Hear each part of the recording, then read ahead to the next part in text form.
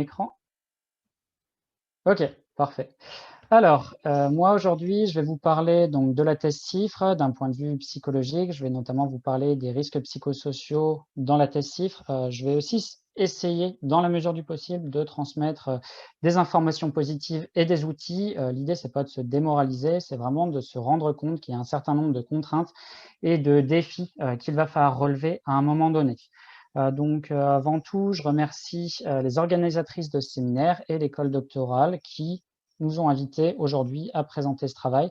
Donc, je représente l'association d'Octopus. Alors, d'Octopus, qu'est-ce que c'est? C'est un projet qui a vu le jour, qui a été conçu en 2017, qui a été réellement formalisé sous format associatif en 2019 et qui va regrouper des jeunes doctorants et docteurs nantais en psychologie issus de différentes branches de la psychologie, donc aussi bien de la santé, de l'éducation ou de la psychologie sociale des organisations, par exemple.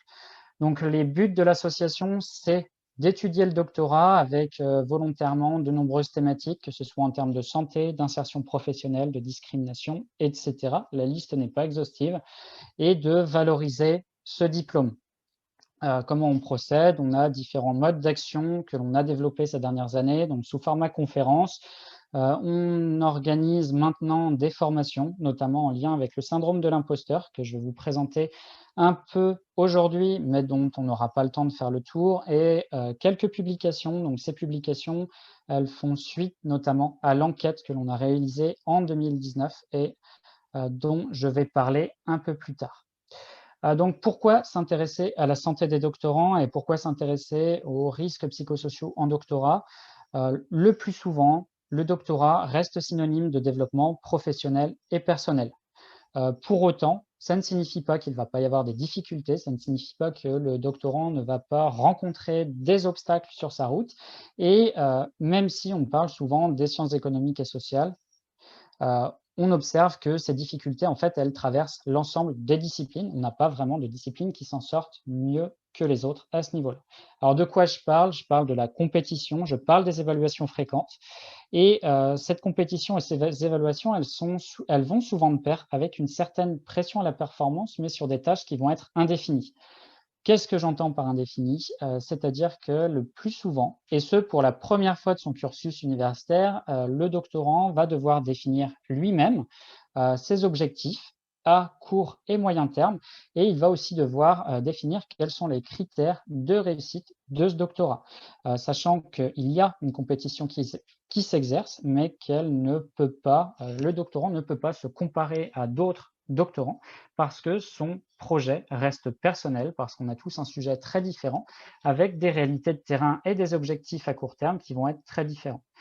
Paradoxalement, on a un manque de moyens quand même, il faut l'avouer, que ce soit en termes financiers, mais ça peut aussi être en termes de matériel et ça peut aussi être en termes de formation. Donc ça, c'était plutôt lié au travail. Au niveau personnel, on a des questions d'insécurité financière et professionnelle qui peuvent être à un moment donné, qui peuvent entrer en collision avec la poursuite de la thèse. La question du déséquilibre entre la vie privée et la vie professionnelle qui a été évoquée à plusieurs reprises par plusieurs d'entre nous et chacun a pu en faire l'expérience, je pense, au cours de son doctorat. Également, on a des questions d'isolement, l'incompréhension sociale, notamment de la part de la famille, qui peut percevoir le doctorant comme un alien, comme une personne qui ne comprend pas tout simplement, ou par exemple des amis qui vont considérer que le doctorant ne passe plus assez de temps avec eux et qui vont se sentir rejetés. Donc je reviendrai sur ces éléments, mais ici on est plutôt sur un côté personnel, de même les contraintes de mobilité qui peuvent se télescoper avec la vie privée par exemple. On a enfin les complexités administratives, les difficultés à l'encadrement, etc., etc. Alors l'idée, c'est pas de brosser un portrait extrêmement noir de la thèse, c'est d'appuyer sur le fait que le doctorat reste une expérience bien à part. On ne peut pas vraiment comparer le doctorat au cycle d'études inférieures, notamment, comme je le disais, les tâches du doctorat sont définies par le doctorant lui-même. Elles sont relativement indéfinies, elles sont assez floues en général. Il y a certes un document à rendre en 3 ans, mais entre-temps, il va falloir se définir un certain nombre d'objectifs et s'y tenir, considérant que c'est aussi la première fois que l'étudiant, donc le doctorant, va se trouver dans une situation où il travaille seul sur ce sujet, et les modalités d'examen et les contenus attendus ne sont pas clairement définis. Ils vont se définir tout au long de ce cursus. Également, on ne peut pas comparer le doctorat aux situations professionnelles. Pour toutes ces raisons, on voit très bien qu'un emploi, même sur des aspects tels que le déséquilibre entre vie privée et vie professionnelle, certaines personnes peuvent avoir des difficultés à cloisonner les deux. Pour autant, on voit très bien que dans le doctorat, il se joue aussi quelque chose de personnel, un certain attachement à son sujet. Parfois aussi, on est sur le premier emploi et les doctorants ont du mal à cloisonner tout simplement la vie privée et la vie professionnelle. En tout cas, il n'y a pas de milieu professionnel sur lequel on va rencontrer toutes ces difficultés. Donc, c'est vraiment une situation bien à part et sur lequel, paradoxalement, on a assez peu de données. Pourquoi? Alors, les doctorants, il faut bien comprendre que c'est une population particulière. Les doctorants, ils sont assez peu nombreux. Si on prend sur l'ensemble de la population française, on est sur une population de doctorants qui oscille en fonction des années aux alentours de 70 000 doctorants, toute année et toute discipline confondue, et tout et ce, en considérant que le doctorat, on est sur quelque chose qui dure en moyenne 4 ans. Vous vous rendez bien compte, les situations évoluent au fur et à mesure du doctorat et on est sur une population qui est très restreinte, qui n'est ni étudiante ni professionnelle. Et paradoxalement, les doctorants sont omniprésents dans le monde de la recherche, mais ils sont aussi peu visibles. Pourquoi? Ils occupent un statut qui est transitoire. Certes, on est doctorant pendant peut-être 3 à 4 ans, ou 5 ou plus, mais ce statut n'a pas vocation à être pérennisé. C'est un statut en attendant, on est en cours de validation d'un diplôme et les profils sont très variés au sein du doctorat. Je pense aux différentes filières, mais je pense aussi aux différentes unités de recherche dont les fonctionnements vont être très variables, aux doctorants CIFRE qui vont avoir eux aussi des profils très diversifiés, c'est-à-dire qu'ils vont exercer, ils vont travailler dans des collectivités ou des entreprises ou des ONG, donc avec des cultures d'entreprise qui vont être très différentes. Donc, gardons à l'esprit que le fait que les doctorants soient peu nombreux, peu visibles et qu'il y ait autant de différences entre tous ces doctorants rend les enquêtes peu envisageables, y compris par des organismes tels que l'Observatoire de la vie étudiante. Malgré ça, on comprend très rapidement que si on veut travailler sur les difficultés liées au doctorat et si on veut améliorer les formations et la qualité de vie au travail, promouvoir de bons comportements tant au niveau des doctorants que des encadrants, il va falloir à un moment donné identifier ces difficultés et donc réaliser un travail d'enquête. Également, le fait d'identifier ces difficultés, c'est un levier de valorisation de la formation. Alors, ce qui n'est pas forcément clair pour tout le monde, et c'est une difficulté qu'on rencontre aussi dans le fonctionnement de l'association. Souvent, le fait d'appuyer là où ça fait mal est perçu comme quelque chose qui va dévaluer la formation, qui va toucher à l'image du doctorat et qui va être plutôt négative. On fait le pari de notre côté que des jeunes docteurs qui sont conscients de leurs difficultés et de leurs ressources vont aborder plus sereinement à la fois la thèse, mais aussi l'après-thèse. Et que tout ce que l'on va pouvoir identifier et mettre en place va aussi jouer sur la capacité d'insertion des docteurs dans le monde du travail. Alors, est-ce qu'il faut désespérer par rapport à tout ce que je viens de dire? Heureusement, non. Tout d'abord, il faut comprendre que cette situation, elle n'est pas particulière. Il n'y a pas que la France qui est concernée, il n'y a pas que notre système d'enseignement supérieur qui est concerné. Il y a un travail qui a été réalisé par Evans et ses collaborateurs en 2018, vers lequel je vous renverrai si le sujet vous intéresse, et qui ont travaillé sur un projet en collaboration internationale avec 26 pays afin d'étudier le bien-être en doctorat. Et il ressort que ce profil, ces difficultés, elles sont communes à tous les systèmes et qu'aujourd'hui, on a tout de même de plus en plus de travaux et d'initiatives sur ce sujet qui émergent. Alors, c'est un sujet qui reste difficile à aborder pour toutes les raisons qu'on peut imaginer, que ce soit des craintes personnelles, notamment d'être stigmatisé, d'être mis de côté, on peut avoir peur d'être mis au placard, par exemple. En termes d'enjeux de carrière et d'image, on a des choses aussi qui vont jouer au niveau des universités. Donc, vous comprenez bien que c'est un sujet qui est nécessaire, mais qui reste difficile à l'heure actuelle. Juste pour vous donner un chiffre, et j'aime pas trop donner de chiffres, donc je m'arrêterai là ensuite. En Belgique, par exemple, un travail qui a été réalisé par Katia Lévesque et ses collaborateurs en 2017 a montré que si on compare les doctorants à des milieux professionnels à haut niveau de responsabilité, donc des personnes qui exercent avec plus ou moins le même niveau d'études et des responsabilités importantes, les doctorants restent plus vulnérables, 2,4 fois plus à risque, par exemple, de développer des symptômes anxieux. Donc, ce n'est pas quelque chose de particulier. On va tous rencontrer des difficultés à un moment de notre doctorat. Il va falloir trouver juste les bonnes façons d'y remédier. Alors en France, on a peu d'informations. Il y a quelques travaux qui ont été réalisés, mais qui restent très partiels, ou bien on travaille sur une discipline en particulier, ou bien des travaux ont été réalisés par des étudiants de master, par exemple. Donc la portée reste limitée à chaque fois. L'idée de l'enquête d'Octopus qui a été réalisée en 2019, c'était donc d'étendre les travaux existants et d'essayer de comprendre les profils des jeunes doctorants et leurs difficultés et de pouvoir mettre en place comme ça des formations ou d'identifier des leviers sur lesquels agir pour travailler ces questions de fond. Donc, l'enquête, elle proposait des thèmes variés, que ce soit en termes de santé, de qualité de vie au travail, mais pas que. Et en parallèle, et c'est surtout là-dessus que je vais insister à présent, plus de 500 témoignages ont été collectés, des témoignages qui sont négatifs, mais qui sont aussi positifs. On a toutes sortes d'expériences en doctorat. Il y a autant d'expériences doctorales qu'il y a de sujets de doctorat.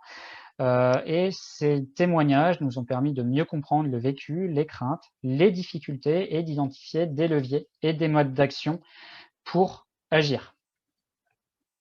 Alors, parmi les points de vigilance sur lesquels j'aimerais revenir et qui ont déjà été évoqués à travers les discussions qui ont eu lieu durant la première partie de ce séminaire, notamment en termes de vie privée et vie professionnelle. Il est très difficile pour les doctorants et encore plus pour les doctorandsifs de maintenir des frontières cloisonnées entre des temps personnels et des temps professionnels. Et notamment, ce qui est très caractéristique du doctorat, c'est qu'on voit très bien que les temps personnels, ils sont vécus en général avec un certain sentiment de culpabilité. Alors, arrêtons-nous 2 secondes là-dessus. La culpabilité ne rend pas les doctorants plus productifs. C'est un mythe. Le doctorant ne doit pas souffrir. Il n'a pas besoin de souffrir pour être productif. Au contraire, cette culpabilité, en général, elle encourage plutôt des comportements inadaptés. On peut parler de procrastination. Il y a également la question de l'épuisement professionnel qui intervient à un certain moment et un isolement progressif des proches, des conjoints, etc. Donc, on a des choses qui sont encouragés par ces sentiments de culpabilité et qui font que la culpabilité n'est pas recherchée. Au contraire. Donc, il est nécessaire de planifier très tôt et de respecter des temps pour soi. Pourquoi? Alors, il ne faut pas le percevoir comme quelque chose d'inutile. Au contraire, c'est très important de pouvoir se changer les idées, de pouvoir se ressourcer, de faire des choses pour, à un moment donné, se sortir de ces temps professionnels. Ce qu'on observe aussi dans notre enquête, c'est que les doctorants qui enchaînent le master puis le doctorat n'ont souvent pas de repères. C'est-à-dire que c'est leur premier emploi ou le premier emploi durant lequel ils ont un tel niveau de responsabilité et qu'il est d'autant plus difficile pour eux de poser des frontières claires. Et donc, ça va être aussi le profil de doctorant qui va être le plus à risque de développer des comportements inadaptés. Donc, retenez bien que l'idée ici, ça va être de se préserver. D'autant plus dans le cas d'une thèse CIFRE. Le cloisonnement des temps dédiés à la recherche, il est absolument nécessaire, non seulement parce qu'il est nécessaire d'avoir une vie privée pour se ressourcer, mais aussi parce qu'il va falloir cloisonner sa vie professionnelle de façon à pouvoir tout simplement rédiger son doctorat.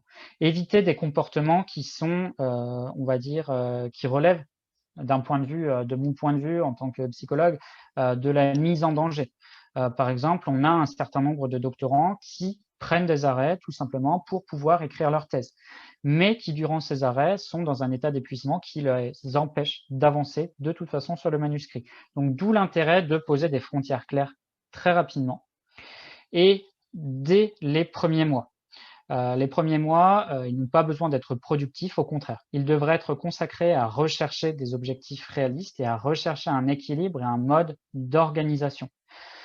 Tout simplement, pourquoi? Alors, c'est pas par caprice, c'est pas une perte de temps, parce que si on réussit à poser ces objectifs réalistes, si on réussit à trouver un équilibre au sein de sa vie privée, au sein de sa vie professionnelle, on est en mesure de rebondir face à des difficultés.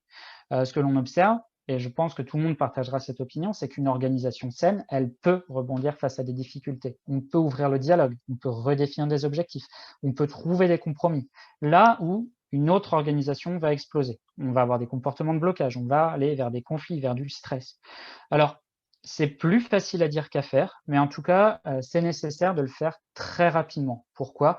Parce qu'une fois qu'on a commencé à entrer, notamment dans des comportements où on va accepter de travailler chez soi le soir, jusqu'à des heures indues, où on va accepter de travailler le week-end, il est très difficile de revenir en arrière et que ce soit, vis-à-vis du laboratoire ou que ce soit vis-à-vis de son entreprise. On voit très bien quand on est engagé, il est très difficile de se désengager de ces comportements. Alors, j'entends bien qu'il y a des périodes de rush qui existent et que, il y a certains moments où certaines deadlines, certaines tâches ne peuvent pas être remises à plus tard, mais il est important de négocier à un moment donné, que ces temps restent exceptionnels et qu'ils restent, clairement définis en termes de durée. On peut être sur une période de rush de 15 jours, on ne va pas pouvoir tenir 3 ans de cette façon. Une thèse, c'est un marathon. On ne va pas pouvoir tout donner tout de suite parce qu'on va très rapidement se retrouver épuisé, alors que l'idée, c'est quand même de rendre un travail qui soit d'une qualité, alors exceptionnelle peut-être pas, mais d'une qualité, qui soit satisfaisante. Alors, en termes d'entourage, ce qu'on observe aussi parmi les résultats, c'est que le soutien social, il reste crucial pour surmonter les difficultés et les imprévus. Et des imprévus, il s'en produit souvent, peut-être pas, mais en tout cas, il y a forcément des imprévus. On en rencontre sur chaque thèse, peu importe si c'est lié au terrain, si c'est lié aux passations de questionnaires, par exemple, si ça va être des expériences qui se déroulent mal, il y a toujours des imprévus durant une thèse. L'idée, c'est que ce soutien social, à ce moment-là, il va aussi nous permettre de sortir de ces difficultés, de respirer. Cela étant, il est difficile de trouver du soutien social.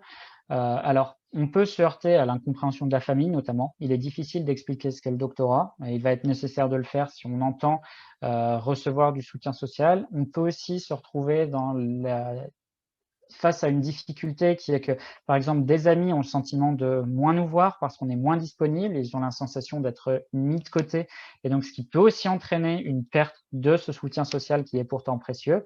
On peut aussi avoir peur d'imposer ces difficultés à ses proches. On peut se sentir coupable d'imposer ça à ses proches. On peut avoir peur d'être rejeté. Euh, c'est des choses qu'on partage tous. C'est des sentiments qu'on a tous et sur lesquels il va falloir agir. Paradoxalement, j'aimerais aussi appuyer sur le fait que les doctorants CIFRE sont certes très entourés et par très entourés, j'entends qu'on est inséré dans plusieurs milieux, qu'on va avoir des collègues au niveau du laboratoire, mais aussi au niveau de l'UFR, par exemple, si on donne des enseignements, mais aussi au niveau de l'entreprise, mais que malgré cet entourage qui peut être très riche, on peut aussi se retrouver très isolé. Pourquoi? Parce qu'on est affilié sur plusieurs institutions et parce que les problèmes qu'on va rencontrer ne sont pas les mêmes que nos collègues au travail ou que ceux des autres doctorants. Donc l'idée, ça va être de prévenir et de rechercher des réseaux d'aide.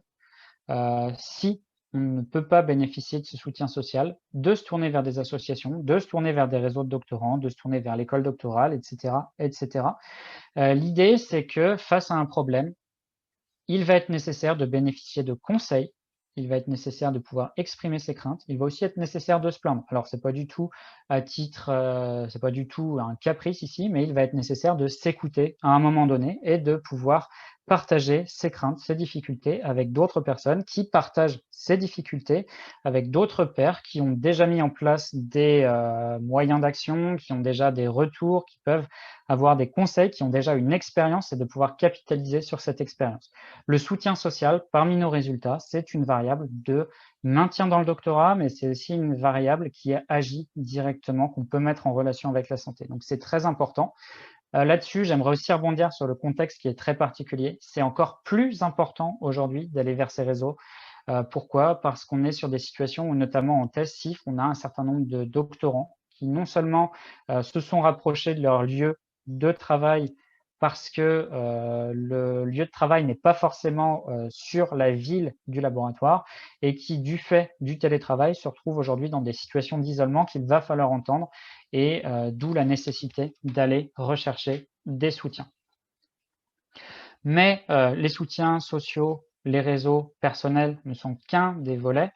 En termes de suivi et d'acteurs de santé, ce que l'on observe, c'est qu'aujourd'hui, il y a un certain dans le climat de compétition qui est celui de la recherche, et notamment le fait que souvent les doctorants s'orientent vers le milieu de la recherche, ou en tout cas manquent de visibilité professionnelle et de visibilité aussi sur les compétences qu'ils développent. Ils ont souvent relativement peur des représailles, ils ont peur d'être catalogués et ils évitent en général les acteurs de santé. En plus de ça, les acteurs de santé sont bien évidemment absents du suivi en doctorat. Il y a un comité de suivi de thèse qui existe, mais il n'y a pas de visite obligatoire auprès du médecin. On comprend pourquoi. Ce serait difficile de forcer des doctorants à aller consulter de toute façon, mais en tout cas, on peut agir sur la connaissance du rôle de ces acteurs de santé. Aujourd'hui, leur rôle est méconnu et lorsqu'ils sont connus, souvent, ils sont perçus plutôt comme menaçants pour toutes les raisons que je vous ai dit, alors qu'ils peuvent parfois être,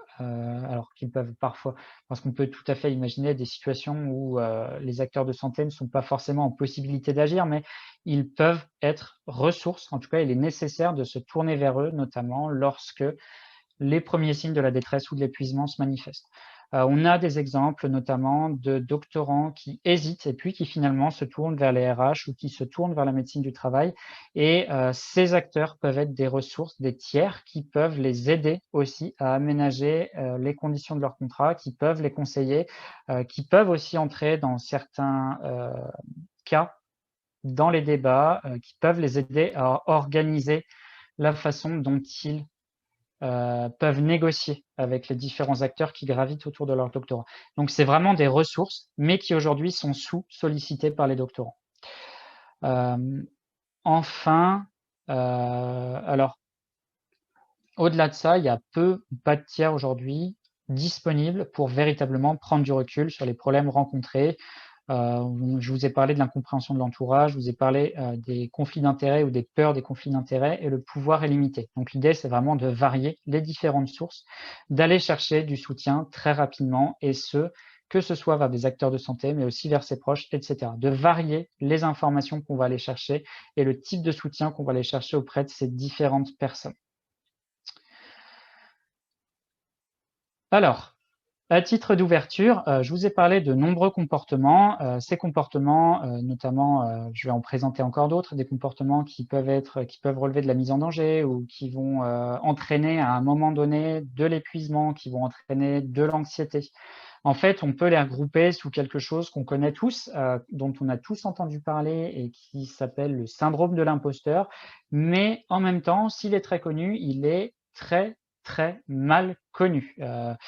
Alors, pour le définir en peu de mots, donc les doctorants, tombons tous d'accord sur cette idée. Tout d'abord, ils sont très compétents. Les doctorants, ils sont recrutés après leur master 2 sur la base de leurs compétences, soit pour une thèse CIFRE, soit pour un contrat doctoral, y compris lorsqu'il n'y a pas de financement, ils sont tout de même recrutés par leur directeur de thèse sur la base de leurs compétences.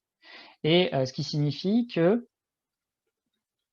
c'est une situation où il va y avoir quelque chose d'inégal entre les compétences réelles du doctorant et ce qu'il va percevoir de ses compétences. Donc cette situation, elle est loin d'être anodine, elle est loin d'être isolée aussi, et elle va expliquer bon nombre des comportements et des réponses inadaptées que l'on va observer. Alors si je devais le définir très rapidement, on a d'un côté ce succès académique, notamment en master, de réelles compétences d'organisation, de gestion de projet, etc., mais qui pourtant se heurtent à cette croyance fondamentale des doctorants de ne pas mériter ce succès ou de ne pas mériter leur position. D'où un certain nombre de choses qui en découlent. Ce sentiment de tromper les autres parce qu'on ne doit pas ces succès à nos compétences, l'attribution sans cesse de nos succès à des facteurs externes, la chance, le favoritisme, etc. Et puis la peur d'être démasqué en permanence, qui explique aussi l'engagement de certains doctorants sur des comportements inadaptés. Par exemple, le fait de travailler chez soi très tard le soir ou le week-end parce qu'on a peur d'être démasqué, parce qu'on ne se sent pas compétent et parce qu'on va essayer de compenser ce syndrome de l'imposteur par un surinvestissement à un moment donné de son propre travail. Alors, pour le définir encore d'une autre façon, on est sur un cercle qui est vicieux. C'est-à-dire que face à un objectif, il y a une tâche à accomplir et j'ai dit que ces tâches à accomplir, elles sont relativement floues, elles sont relativement ouvertes. C'est au doctorant de les, on va dire, de les identifier, de les poser lui-même, de poser un calendrier. On a une anxiété qui apparaît aussitôt. Et cette anxiété, elle va entraîner des comportements qui vont être inadaptés. Ça peut être de la procrastination, ça peut être un isolement progressif, ça peut être tout un tas d'autres choses. Suite à ça, la tâche est effectuée. On a un succès ou un échec de la tâche. Il arrive qu'on échoue, tout simplement. Tout le monde échoue à un moment donné. C'est absolument pas grave. Il faut aussi dédramatiser ça. Il peut y avoir des expériences, notamment, qui ne fonctionnent pas. C'est pas une, comment dire, c'est pas un arrêt complet de la thèse. On apprend toujours de ces échecs, notamment en doctorat. On est là pour ça aussi. Mais bref, ce qui importe ici, c'est plutôt du côté du succès. Même dans le cas d'un succès, on a tout de même un feedback positif parce que le succès va être relativisé ou vécu comme s'il n'était pas mérité, notamment parce qu'on sait très bien que notre comportement face à la tâche n'était pas adapté. Et donc, le fait qu'on ait ce feedback négatif va augmenter notre sentiment d'imposture et face à un nouvel objectif ou une nouvelle tâche, on va renforcer l'anxiété, on va renforcer ce sentiment et ainsi de suite. On voit comment les choses s'installent progressivement et sur quelque chose qui dure aussi longtemps que le doctorat, on comprend que ça va être très compliqué de tenir sur 3 ans, d'où l'épuisement, d'où les comportements qui vont simplement de quelques mails qu'on va envoyer le soir en début de doctorat, on va se permettre ce petit écart, à des comportements qui vont être bien plus inadaptés en fin de doctorat et qui vont conduire à de l'épuisement. Par rapport à ça, quelques outils. Déjà, on peut très bien anticiper son anxiété. On peut la communiquer aussi. On est tous anxieux. On fait tous. Alors, y compris si les collègues sont en difficulté par rapport à ça, on peut se tourner vers d'autres soutiens, comme je l'évoquais avant. L'idée, c'est de développer ces réseaux. On peut aussi travailler sur des questions d'estime de soi. L'estime de soi, c'est aussi un bon prédicteur du syndrome de l'imposteur. Si j'ai une mauvaise estime de moi-même ou si je suis en doute par rapport à mes compétences, je vais d'autant plus m'engager dans des comportements inadaptés, je vais d'autant moins résister au syndrome de l'imposteur. Donc l'idée, c'est aussi de travailler sur cette estime de soi. Et puis, pour la gestion des cognitions problématiques, il y a déjà des choses qui existent. Et donc, il est tout à fait possible de s'en sortir et le plus tôt possible et le mieux. Alors, qu'est-ce que cognition problématique? Qu'est-ce que outil? Je vous présente ici un exemple. Par exemple, ici, on est sur un outil qui est utilisé dans les thérapies cognitives et comportementales et qui va travailler sur des cognitions problématiques. Alors, si je vous présente la première situation, on est sur une situation, je donne mes premiers enseignements. Tout de suite, le doctorant anxieux va avoir cette pensée, je ne suis pas légitime pour enseigner, je ne suis pas expert de ce domaine, on a des émotions qui vont s'ajouter à cette cognition, on va être stressé, on va avoir un sentiment de panique. L'idée de ce genre d'approche, c'est de se centrer sur des expériences positives dans le passé, d'aller chercher des choses qui se sont bien déroulées et qui relèvent de cette situation. Par exemple, j'ai déjà aidé des camarades, j'ai déjà aidé d'autres doctorants sur ce sujet, ils m'en ont remercié et cela les a aidés. L'idée, c'est de passer de la cognition problématique, donc je ne suis pas légitime, à quelque chose de plus positif à partir duquel on va pouvoir travailler et qui va réduire l'anxiété. Par exemple, je n'ai pas besoin de maîtriser un sujet à la perfection pour transmettre mes connaissances à des étudiants qui débutent dans la discipline. Ça peut aussi être le cas pour des présentations en séminaire, par exemple. Je dois présenter mes résultats en séminaire. Tout de suite, on a cette cognition problématique qui va se rencontrer chez un certain nombre de doctorants. On voit très bien comment ils passent d'un état à l'autre. Mes résultats ne sont pas intéressants. Et puis, j'ai sans doute fait des erreurs, ce qui entraîne du stress, ce qui entraîne de la panique, encore une fois. L'idée, c'est de capitaliser sur des expériences qui relèvent de ce domaine, même si c'est la première fois qu'on présente en séminaire, en fait, on a peut-être déjà des expériences passées qui se sont bien déroulées. Ça peut être une présentation auprès du directeur de thèse ou auprès d'autres doctorants. Et ici, par exemple, ces doctorants m'ont peut-être dit que mes résultats ouvrent des perspectives intéressantes et qu'ils sont tout à fait valables. Donc, on passe de la cognition problématique à quelque chose d'alternatif, de positif et qui nous permet de progresser et aussi de travailler sur l'anxiété et de travailler sur ce syndrome de l'imposteur. Par exemple, je travaille tout seul sur mon sujet, certes, mais le regard des autres peut m'aider à mettre mes travaux en perspective. De même, si j'ai fait des erreurs, c'est peut-être le bon moment pour le corriger, c'est-à-dire en séminaire et pas le jour de la soutenance de thèse. Donc, on voit que surtout sur des profils, notamment CIFRE, qui sont engagés sur plusieurs institutions qui ont un rôle à tenir sur ces différentes institutions, sur des doctorants dont c'est aussi le premier emploi véritablement avec autant de responsabilités. Souvent les doctorants qui présentent aussi un certain profil de personnalité, qui sont des gens qui sont extrêmement pointilleux, pour pas dire perfectionnistes. On voit de quelle façon ils s'engagent très rapidement dans des comportements inadaptés parce que face à des difficultés, il va y avoir cette mécanique tout de suite qui va se mettre en place, de l'anxiété, de la panique, du stress, parfois de la colère, et que toutes ces choses, on peut agir dessus.